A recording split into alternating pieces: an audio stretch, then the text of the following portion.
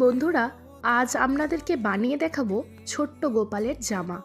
প্রত্যেক বাড়িতেই এখন গোপালের বসবাস, তাই খুব সমস্যায় আমরা পড়ে যাই গোপালের জামা নিয়ে। কোনো জামাই গোপালের গায়ে হতে চায় না, নয় বড় হয় নয় ছোট হয়। তাই আজকে আমি নিজের হাতে আপনাদেরকে বানিয়ে দেখাবো ছোট্ট গোপালের জামা।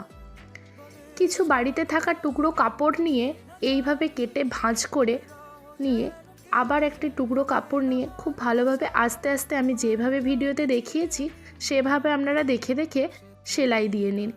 দেখবেন খুব সহজেই ছোট্ট গোপালের জামা রেডি।